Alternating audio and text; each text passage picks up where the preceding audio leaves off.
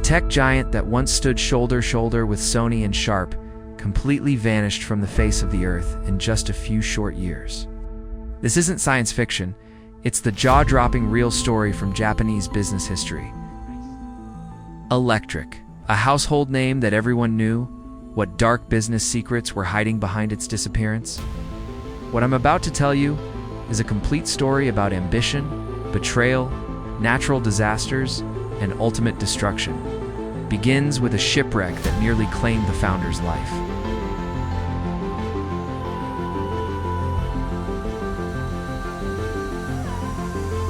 In 1915, 13-year-old Toshio Yu experienced the most terrifying moment of his life out on the open sea.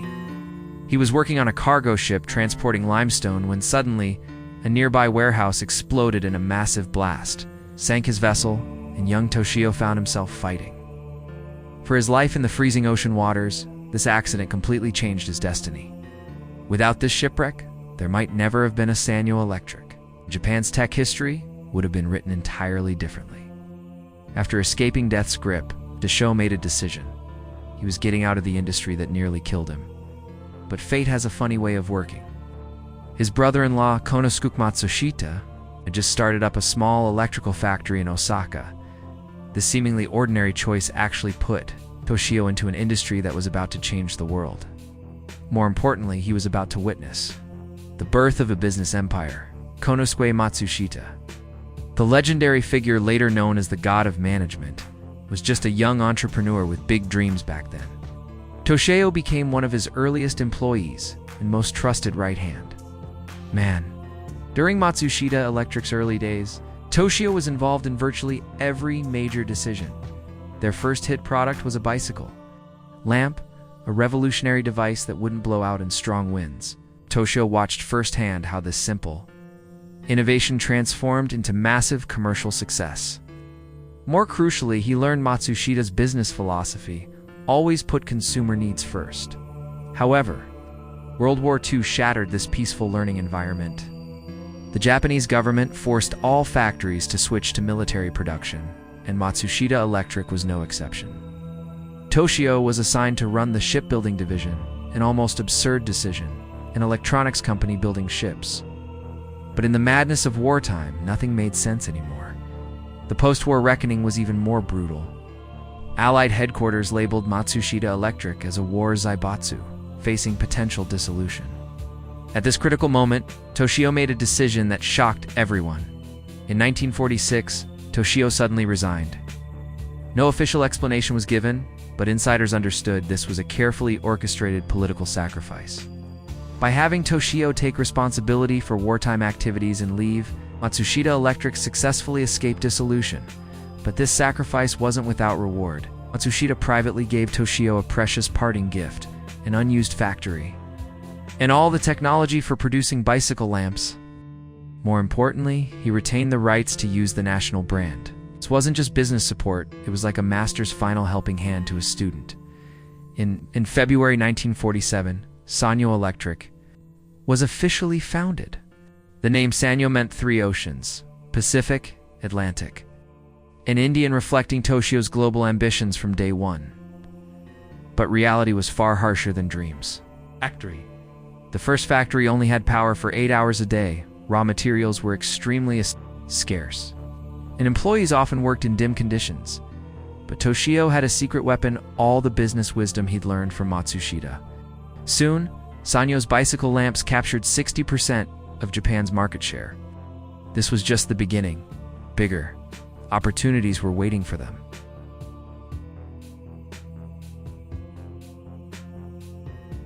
1950s Japan was experiencing unprecedented economic recovery. Urbanization was accelerating, the middle class was rising, and people were starting to pursue better quality of life. Toshio keenly sensed this historic opportunity and decided to enter the home appliance market. His first target was washing machines. But this wasn't just product competition, it was psychological warfare. Toshio invented an incredible marketing pitch. Every person generates 400 grams of dirty laundry per day. For a family of 5, that's 2,000 kilograms over 3 years, equivalent to the weight of an elephant. This comparison instantly hit Japanese housewives where it hurt. He continued, "Japanese housewives have to wash and carry the equivalent of an elephant's weight every 3 years. This is abuse. As someone who deeply respects women, I must speak out about this. Using a washing machine doesn't just free your hands, it preserves women's youth and beauty." This marketing strategy achieved stunning success. Washing machines, TVs, and refrigerators became known as the 3 sacred treasures, must-have items for every Japanese household. By 1960, Sanyo had become Japan's 3rd largest electronics manufacturer, behind only Matsushita and Hitachi. The student had grown into a true giant. But Toshio's ambitions went far beyond this. His sights were already set on the entire world. In 1958, Sanyo signed its first major overseas deal, an OEM agreement with American antenna company Channel Master. This marked the official launch of Sanyo's globalization strategy. But what happened next was so wild that even the most imaginative business fiction writers wouldn't dare write it. In 1961, Sanyo built its first overseas factory in Hong Kong, becoming one of the earliest Japanese companies to go global. But this was just the beginning.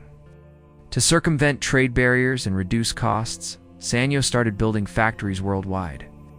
With location criteria that defied logic, they built a TV factory on Argentina's southernmost Tierra del Fuego, a desolate island practically next to Antarctica.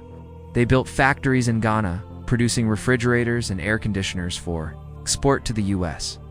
These seemingly crazy decisions all had precise business calculations behind them, maximizing profit margins through local tax incentives and trade agreements. This global chess strategy achieved stunning success in the 1970s and 1980s. US sales exploded from $71 million in 1972 to $855 million in 1978.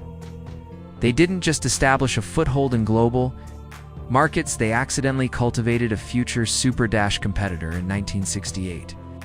A young Korean entrepreneur named Lee Bung-chel approached Toshio. Lee's company was called Samsung, just a small trading company at the time. He requested technical support from Sanyo to help Samsung enter the electronics industry. Toshio generously agreed. He not only signed technology transfer agreements, but invited over 100 Korean engineers to receive training at Sanyo factories. Over the following years, Sanyo shared its manufacturing technology and management expertise without reservation. This decision seemed brilliant at the time. Samsung paid hefty licensing fees and became an important partner, but nobody predicted how quickly this student would grow. By the mid-1970s, Samsung products were directly competing with Sanyo's, offering lower prices while constantly improving quality. In 1974, the partnership fell apart. Samsung no longer needed their teachers' guidance. They started challenging Sanyo's position in global markets. The student that Toshio had personally cultivated ultimately became one of Sanyo's strongest competitors. This story later became a classic case of nurturing a tiger in business history. But in the 1980s, Sanyo was still basking in the success of global expansion, with nobody realizing that real crisis was approaching. In 1991, Japan's real estate bubble burst spectacularly, plunging the entire country into a decade-long economic recession. For companies like Sanyo, that were heavily dependent on domestic markets, this was a disaster. Japanese consumers suddenly stopped buying new home appliances. Even worse, Korean and Chinese manufacturers began aggressively attacking global markets with products that weren't just cheaper, their quality was rapidly improving too. Sanyo found itself caught in the middle, unable to compete with Sony and Matsushita in premium markets, yet unable to beat emerging Asian competitors in budget segments. In 1992, Sanyo cut dividends for the first time in 22 years. Profits plummeted 70%, debt piled up. The founder family's second generation, Kaoru Yu, was forced to resign and take responsibility. But this didn't stop the company's decline. To survive, Sanyo began frantically shifting production overseas. In 1993, they moved tape recorder production to Southeast Asia. But this strategy created new problems. Many overseas factories became unprofitable due to changing economic conditions or consumer preferences. Yet closing them was far more difficult and expensive than building them. Sanyo fell into a vicious cycle. Overseas factories built to reduce costs became financial burdens, while shutting them down required massive severance payments and equipment. Disposal costs. The company was like a giant tangled in ropes. Every struggle has only made things worse, but the most devastating blow was still waiting for them. On October 23, 2004, at 5:56 p.m., a magnitude 6.8 earthquake struck Niigata Prefecture.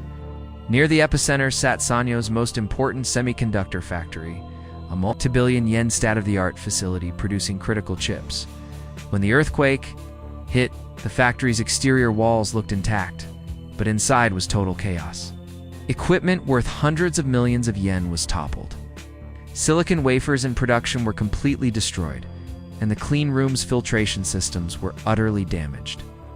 Even worse, concerns about gas leaks meant rescue teams spent 3 full days before daring to enter and assess the damage. No water meant no way to clean chemical contaminants. No power meant no way to restart production lines. No clean environment meant no way to manufacture precision chips. The entire facility was completely paralyzed. Making matters worse, Sanyo had just consolidated 3 factories' capacity into this single facility. There was no backup production capability. Most devastating of all, to save costs, the company hadn't purchased earthquake insurance. This seemingly smart financial decision had now become a fatal mistake. When damage assessment was complete, the numbers shocked everyone. $84 million in direct losses, plus sales losses and customer compensation, totaling over $800 million. For a company already drowning in debt, this was absolutely the final straw. In 2005, Sanyo announced a decision that stunned the entire business world, appointing TV host Tomoyo Onaka as chairman and CEO. This 50-year-old woman had never had any corporate management experience. Her most relevant work was hosting television programs and journalism. This appointment sparked huge controversy. Supporters argued that an outsider could make tough decisions that insiders couldn't, breaking existing power structures. Critics believed letting someone with zero experience save a company with $14 billion in debt was absolutely insane gambling. Nonaka proposed an ambitious Gaia project to transform Sanyo into an environmental tech company. She told Time magazine, "It's clear that the 21st century is about turning away from oil to alternative forms of energy. Sanyo will be the solution provider for this new world." But dreams were grand while reality was harsh. The company had no funds for revolutionary transformation, only painful layoffs and factory closures. Nonaka was essentially set up as a scapegoat to take responsibility during the toughest times and be removed when appropriate. Standard & Poor's analyst John Yang was blunt. "I wasn't surprised at this appointment. I was amazed. Given the lack of track record, I'm not sure how Nonaka's going to turn Sanyo around." Facts proved this was indeed a doomed gamble. In late 2005, Sanyo was forced to accept $2.6 billion in bailout funding, with investors including financial giants like Goldman Sachs and Sumitomo Mitsui Bank. In exchange, these investors gained substantial equity stakes and board control. The new investors completely lost faith in the Yu family's management capabilities. They demanded faster, more thorough restructuring, but the Yu family kept finding excuses to delay. For example, the semiconductor division was supposed to be quickly spun off but never was. In 2006, Sanyo lost another $1.77 billion. In 2007, a dramatic twist occurred, according to Nikkei reports. Kay discovered a shocking secret. The company had $1 billion in accounting fraud from before she arrived. She demanded a thorough investigation, but was rebuffed by the board. Facing this situation, she chose to resign. With the company claiming personal reasons, these accounting irregularities were eventually proven real, even leading to the dissolution of Sanyo's auditing firm, a Japanese branch with 40 years of history. A week later, The Yu family's final representative, Toshimasa Yue, was also forced to resign. After exactly 60 years, the Yu family finally lost control of this massive business empire. An era had ended. Without the founding family's protection, Sanyo was like a wounded elephant, quickly surrounded by predators. In February 2008, Kyocera acquired Sanyo's mobile phone business for $430 million, considering the iPhone would completely revolutionize the phone industry. Just months later, its timing was perfect. Sanyo escaped a soon-to-disappear market at the last moment. In 2009, the most dramatic moment arrived. Panasonic announced it was acquiring Sanyo. The former master was now swallowing its former student. History had come full circle, but Panasonic had no intention of preserving Sanyo's brand and culture. They were only interested in one business: batteries. Ironically, this low-margin business was supposedly only 6% profit margins later became a core supplier to Tesla's electric vehicles, worth hundreds of billions of dollars. Other businesses were ruthlessly split up and sold. Semiconductor fabs went to ON Semiconductor. Refrigerator and washing machine operations went to China's Haier Group. The Taiwan joint venture was renamed Sanlex and still produces air conditioners today, in 2013. The Sanyo brand officially exited the stage of history, bringing a complete end to 66 years of glory. Sanyo's disappearance wasn't just one company's failure. It revealed the brutal laws of an entire era's transformation. In just 20 years, this giant that once ranked alongside Sony and Sharp completely vanished, as if it had never existed. Most thought-provoking is that every major decision Sanyo made seemed reasonable at the time.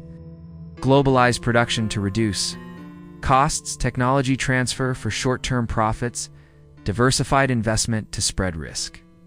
But it was precisely these seemingly wise choices that ultimately pushed the company into the abyss.